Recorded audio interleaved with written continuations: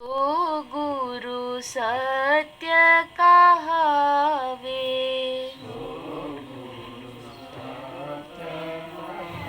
श्रोताओं के रूप में विराजित सभी दिव्य पुण्यात्माओं को निरंजन प्रणाम करते हैं।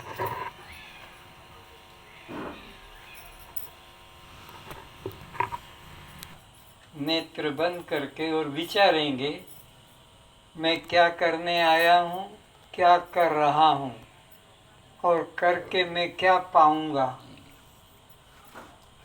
बहुत ध्यान से सुनेंगे, अपने जीवन में उस चीज को देखेंगे कि मेरे जीवन में ये घट रहा है या नहीं घट रहा है।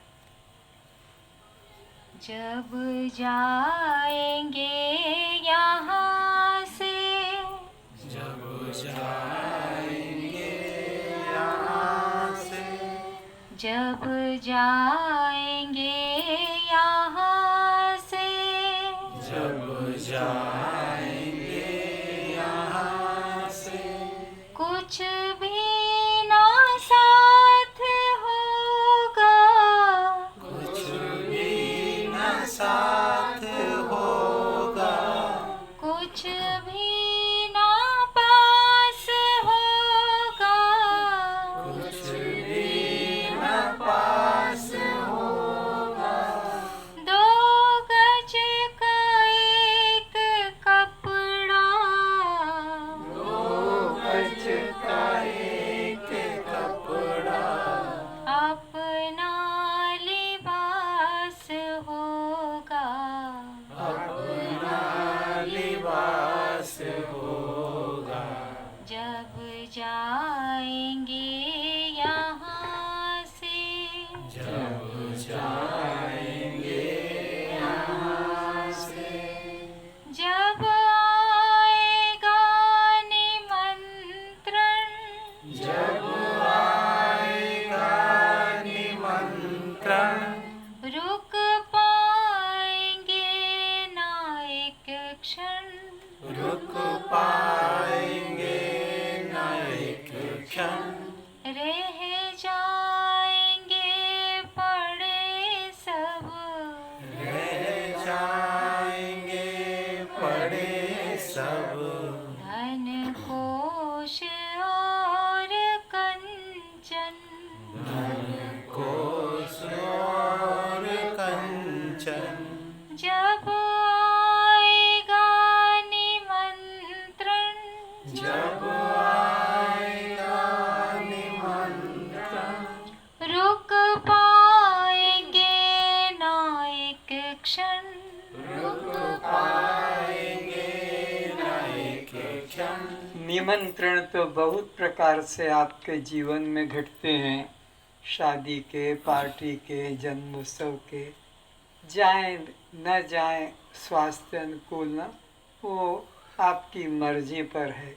लेकिन ये जो निमंत्रण आपको ऊपर से भेजा जाता है, इसमें तो कोई भी आप बहाना कारण बताकर रुक नहीं सकते, वो तो साथ जाना ही होता है।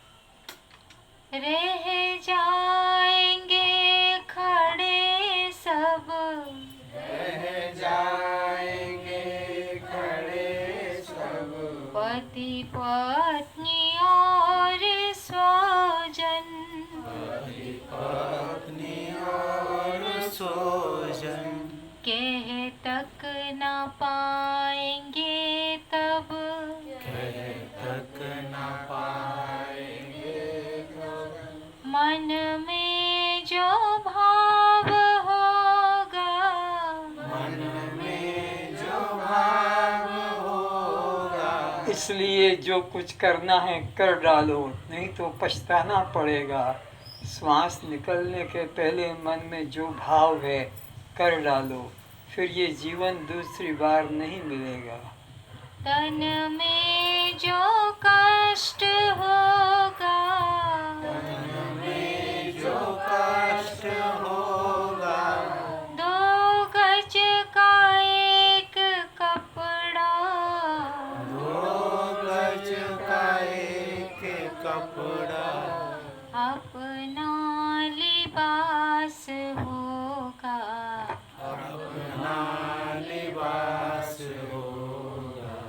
इसलिए समझदार किसान अच्छे अच्छे चुन चुन कर बीजों को खेती में डालता है, बोता है, क्योंकि वो जानता है कि जैसा बीज में डालूंगा उसी तरह का मुझे वो अच्छा फल प्राप्त होगा। ये नहीं कि अच्छा खाकर खेतों में सड़ा गला डालेगा तो उसको कुछ नहीं लाभ मिलेगा।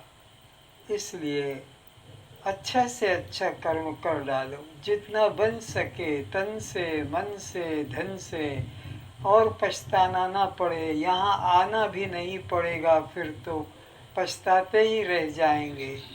तो मौत के आने के पहले सावधान हो जाओ। क्यों हम किसे सताएं, क्यों हम किसे सताएं, क्यों हम किसे रुलाएं, क्यों हम किसे रुलाएं। मनुष्य की तो बात ही नहीं, पशु पक्षी तक को भी हमें कोई प्रकार से कष्ट नहीं देना है। उनके भी जीवन का उन्हें प्यार है, तो हम अपने जीवन से जैसे प्यार करते हैं उनके जीवन को भी उसी तरह सुख पहुंचाने की कोशिश करें। क्यों लूट धन किसी का, क्यों लूट धन किसी का, अपना महल सजाए, अपना महल सजाए। क्यों हम किसे सताएं, क्यों हम किसे सताएं, क्यों हम किसे रुलाएं, क्यों हम किसे रुलाएं। मजदूरों को रखते हैं काम पर, उनकी मजदूरी में भी हम कटौती कर लेते हैं, उसमें भी बीच में कमीशन खा लेते हैं। ठेकेदार बनकर इतने मजदूरों को पहुंचा दिया, उनको वहाँ मिलेगा एक एक मजदूर का 500, उन मजदूरों को मिलेगा 300 रुपया। और मजदूरों को 300 मिलेगा तो उनकी पत्नी या स्त्रियों को 200 की 250। ऐसा न करें। सब में एक ही चेतन परमात्मा है। स्त्रियों में भी वही है, पुरुषों में भी वही है। स्त्रियों में भी वही काम करने वाला है और पुरुषों में भी वही काम करने वाला है। इसलिए भेद न करें, ये जीवन फिर नहीं मिलेगा। सबके अंदर परमात्मा देखो, समता भाव। शास्त्र तो कहता है जो ज्ञानी होते हैं वो गाय में, कुत्ते में, चांडाल में, पंडित में एक ही तत्व को देखते हैं। जब जानते हैं अंतिम,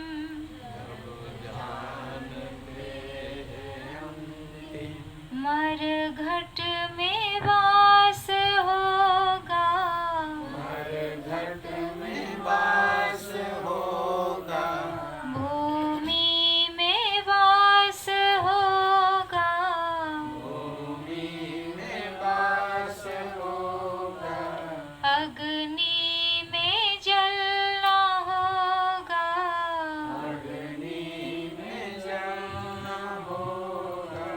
दो गज का एक कपड़ा, दो गज का एक कपड़ा, वह भी न साथ होगा, वो भी न साथ होगा। इसलिए आज प्रतिज्ञा करके उठेंगे कि मैं जितना पुरुष को वेतन दूंगा उतना ही महिला को भी दूंगा। दोनों के अंदर समता भाव जगाऊंगा। मैं खुद समता भाव रखूंगा। ये नहीं कि स्त्रियों को हम 50 कम देंगे और पुरुषों को 50 ज़्यादा है।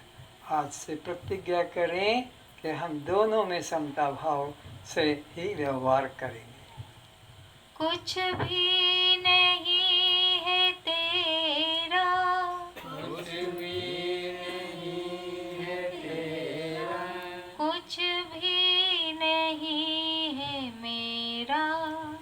भी नहीं है मेरा।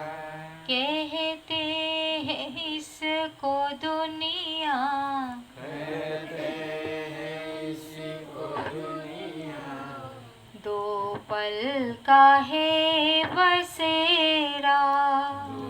पल का है बसेरा। कुछ भी नहीं है तेरा, कुछ भी नहीं है तेरा। कुछ भी नहीं है मेरा। कुछ भी नहीं है मेरा। आपके पास संपत्ति होगी केवल ले जाने के लिए, सुई भी नहीं ले जा सकेंगे, करोड़ों की संपत्ति यहीं पड़ी रह जाएगी। लेकिन आपके साथ जाने वाली होगी दया, प्रेम, सहिष्णुता, समता। ये संपत्ति है, यही तुम्हारे साथ जाएगी, यही आपको आगे के जीवन में सुख पहुंचाएगी। इसलिए इस संपत्ति को बढ़ाएं। समता, आत्मभाव, प्रेम भाव, दया भाव। दया ही से परमात्मा प्रसन्न होते हैं। इसका बढ़ाने का अभ्यास करें।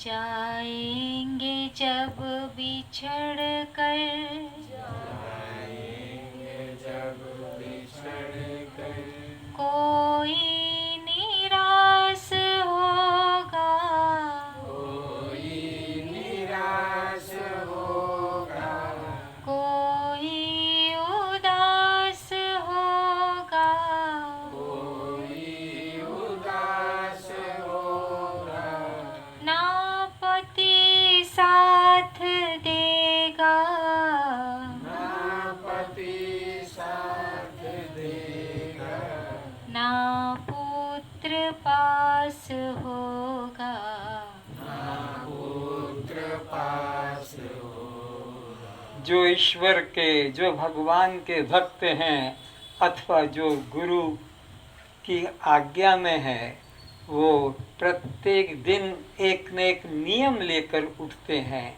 अभी 2 दिन पहले पशुओं की, पक्षियों की दया पर विचार किया गया था। तो जगह जगह से फोटो आ रहे हैं कि अब गाय को खिला रहे हैं, कोई पक्षी को खिला रहे हैं, कोई कुत्ते को खिला रहे हैं, कोई मजबूर अंधा लंगड़ा लूला है उसको खिला रहे हैं। वो आज्ञा पालन करने वालों का ही कल्याण होगा।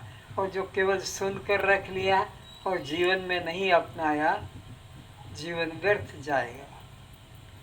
जाएंगे जब यहाँ से, जाएंगे जब यहाँ से, अपने उठा के डेरे, अपने उठा के डेरे, भव सिंधु के भंवर में, भव सिंधु के भंवर में, जाएंगे सब वे घेरे, जाएंगे सब घेरे। तो सिद्धांत है दया धर्म का मूल है। दया ही धर्म का मूल आधार है। अगर जीवन में दया नहीं तो फिर वह धर्म नहीं अधर्म है। पाप मूल अभिमान। और ये जो पाप है, मन में निर्दयता है, कठोरता है, हिंसा भाव है, यही हमारे लिए बंधन का कारण है, यही महापाप है। इसलिए जब तक जीवन है, प्राण है, तब तक दया का परित्याग नहीं करना चाहिए। दया करो। आप अपने पर जैसे बड़ों से दया चाहते हैं, ऐसे आपसे छोटे आप से वो भी दया चाहते हैं। अगर आप अपने से छोटों पर दया प्रेम नहीं करेंगे तो आपको भी आपसे जो बड़े हैं उनका आपको प्रेम या दया नहीं मिलेगी। तो जो आप दूसरों से चाहते हैं वो आप अपने नीचे वालों को देना प्रारंभ करें। कोई कामदास होगा, दास होगा, कोई दामदास होगा, कोई दामदास होगा, कोई रामदास होगा, कोई रामदास होगा, कोई कृष्णदास होगा, कोई कृष्णदास होगा, केवल वही तरेगा, केवल वही करेगा, जिसे आत्मभास होगा, जिसे आत्मभास होगा, जिसे सोहम भास होगा, जिसे सोहम भास होगा।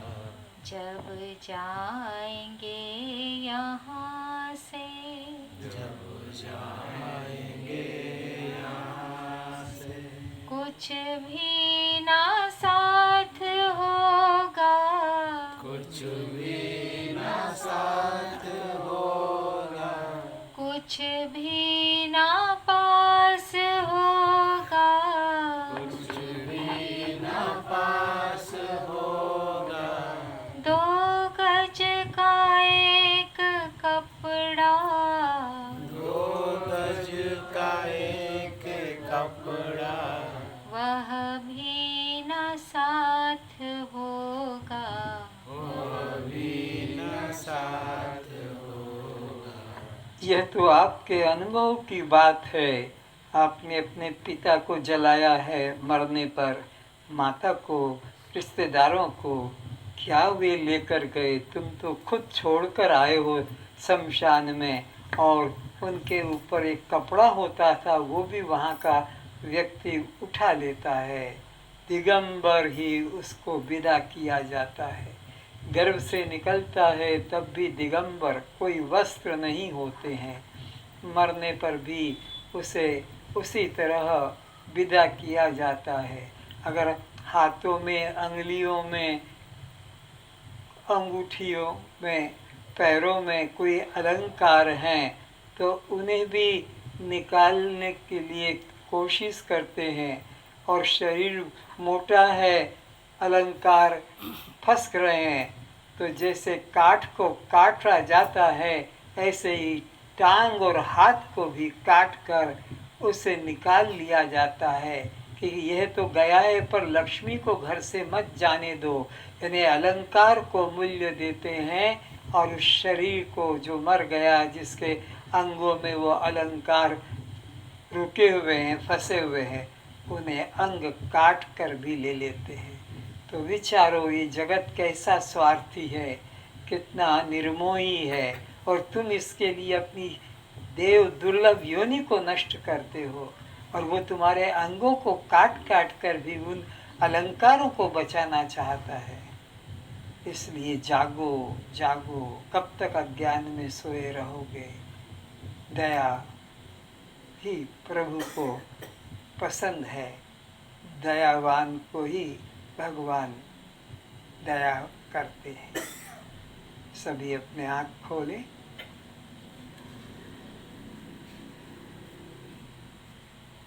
सबके चरणों में मेरा पुनः प्रणाम। कोई भी बात अच्छी लग जाती है तो स्वीकार कर लेना चाहिए, चाहे वो बच्चा ही क्यों न कहे। अच्छी बात है, कल्याणकारक, तो उसको स्वीकार करने में विलंब नहीं करना चाहिए। फिर पछताना पड़ेगा कि मैंने क्यों नहीं किया, क्यों नहीं किया। अब क्या होगा जब समय बीत गया। तो अब अपना रिश्ता एक परमात्मा से ही बना कर रखें। त्वमेव माता च पिता त्वमेव,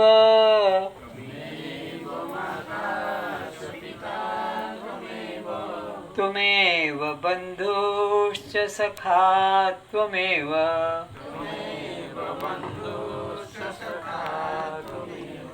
त्वमेव विद्या द्रविणं त्वमेव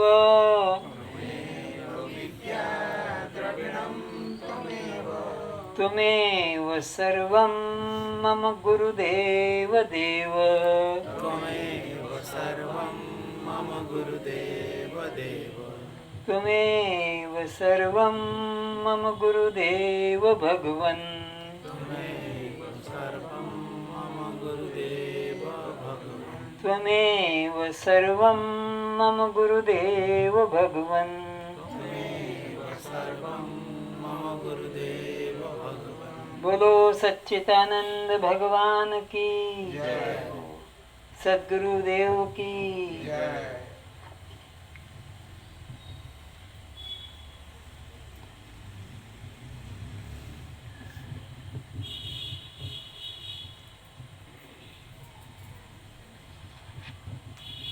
हम आप सभी श्रोतागण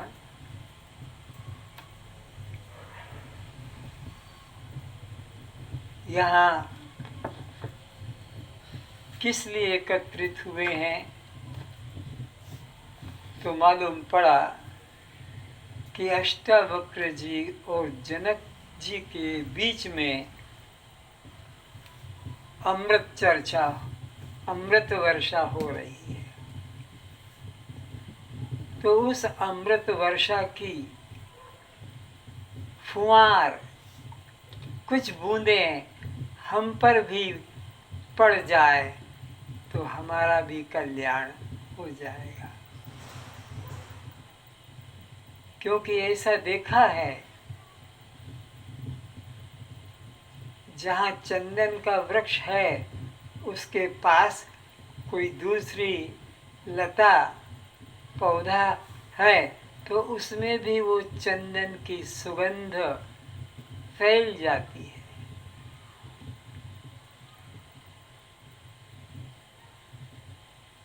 तो उनके इस संवाद के प्रकरण में हम भी प्रवेश कर जाएं, उन सिद्धांतों को हम भी जीवन में अपना लें, तो आज ही हमारा भी कल्याण हो सकता है। ये नहीं कि ये उस जमाने की बात है, त्रेता युग की, हम तो कलयुग में हैं। नहीं, हम वही हैं जो राम में है, कृष्ण में है, महावीर में है, बुद्ध में है, शंकराचार्य में, दयानंद में, जो चेतन तत्व है, वही चेतन तत्व हम में आज अभी इस समय भी है। वो जैसे एक माँ बाप के बेटे थे और अपना अन्न खाते थे, हम भी माँ बाप के बेटे हैं, अन्न खाते हैं। जब उनमें वो योग था, पहले वो भी मनुष्य थे, फिर वो भगवान बन गए, हम भी क्यों नहीं भगवान हो सकते हैं। इस तरह से उन सिद्धांतों को जीवन में अपनाएं। सुनाएं क्या चर्चा हो रही है। अष्टावक्र जी जनक जी को क्या समझा रहे हैं। संसारी लोग जिस ब्रह्म विद्या को प्राप्त न कर परमात्मा को जानने की इच्छा से सोए हुए हैं, उदासीन हैं, अप्रयत्नशील हैं, उसी ब्रह्म विद्या द्वारा ब्रह्म प्राप्ति के लिए मुमुक्षु संसार से वैराग्यवान हो प्रयत्नशील है। इतने जल्दी जल्दी में कुछ समझ में नहीं आता है, आहिस्ता आहिस्ता थोड़ा थोड़ा बोलो। संसारी लोग जिस ब्रह्म विद्या को न प्राप्त कर परमात्मा को जानने की इच्छा से सोए हुए हैं। तो जो लोग, मानव तो सभी हैं, वो संसारी लोग परमात्मा को जानने की इच्छा नहीं करते हैं और संसार के अनित्य भोगों को ही संग्रह करने में, भोगने में, प्राप्त करने में लगे रहते हैं। उनको वो परम शांति, मुक्ति की प्राप्ति कभी नहीं होगी। तो जो अज्ञानी लोग संसार के ही भोगों में आसक्त हैं और परमात्मा को पाने की, जानने की इच्छा नहीं करते हैं, उन्होंने तो ये देव दुर्लभ जीवन पाकर ईश्वर की कृपा का तिरस्कार किया है।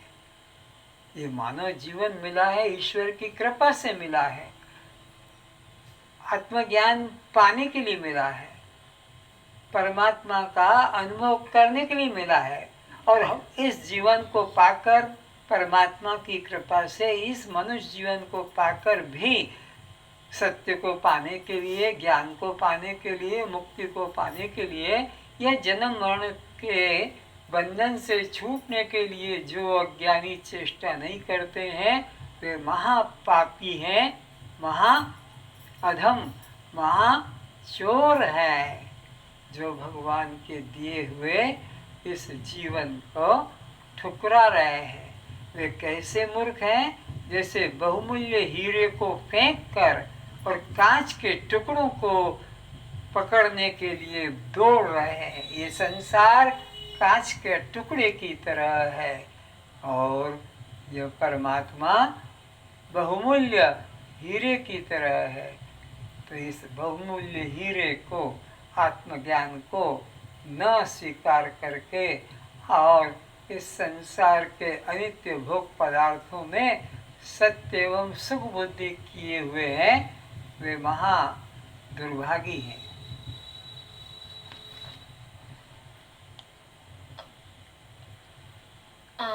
उसी ब्रह्म विद्या द्वारा ब्रह्म प्राप्ति के लिए मुमुक्षु संसार से वैराग्यवान हो प्रयत्नशील है।